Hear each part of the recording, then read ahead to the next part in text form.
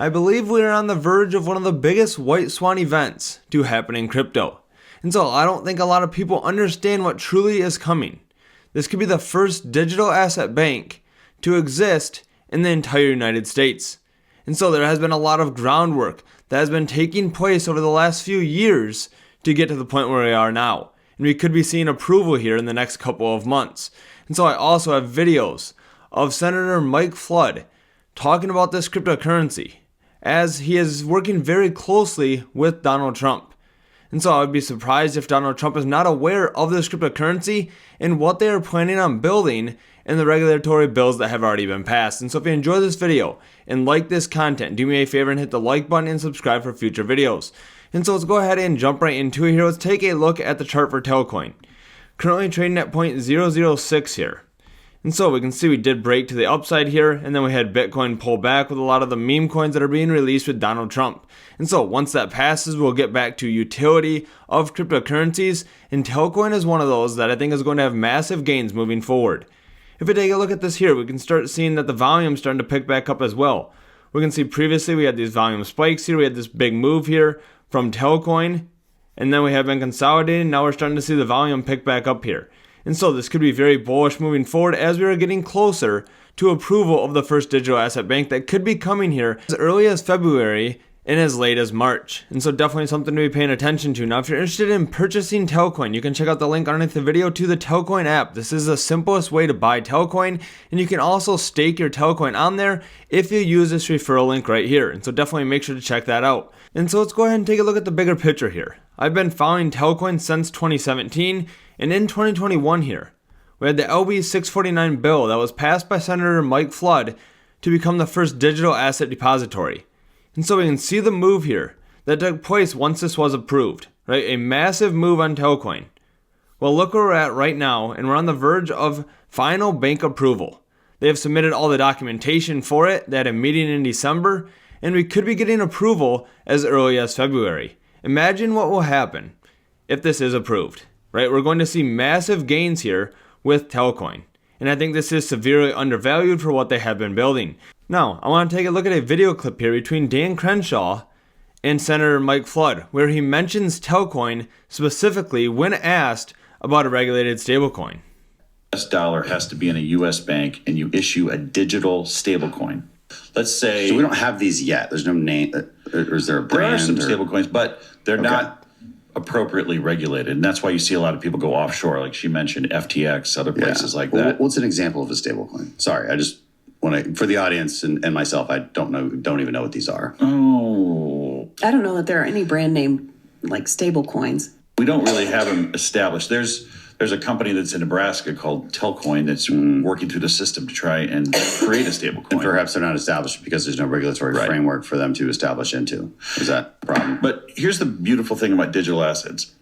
Digital assets plus the blockchain. Mm-hmm. And the blockchain is something that can mean a lot of different things to a lot of different people. But think of the blockchain as the world's best digital ledger.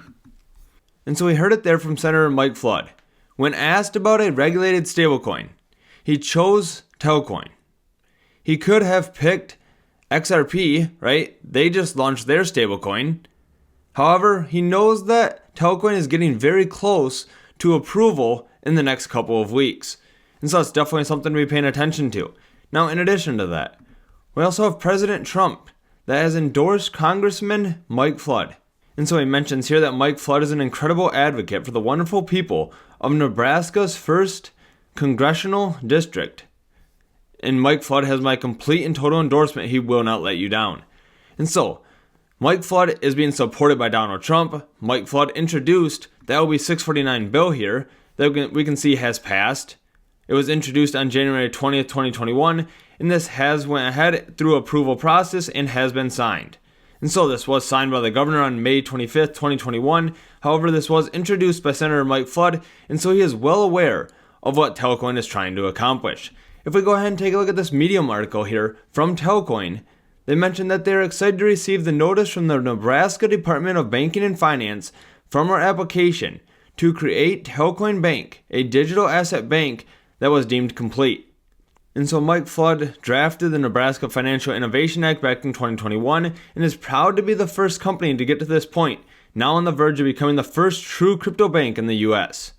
And so digital cash will become the backbone for future Telcoin remittances and disrupt the $160 billion stablecoin market, making crypto more usable by being mainlined into the global banking system. And so, Telcoin mentions right here, the next step for Telcoin Bank is the December 5th hearing, after which we hopefully have the charter in early February.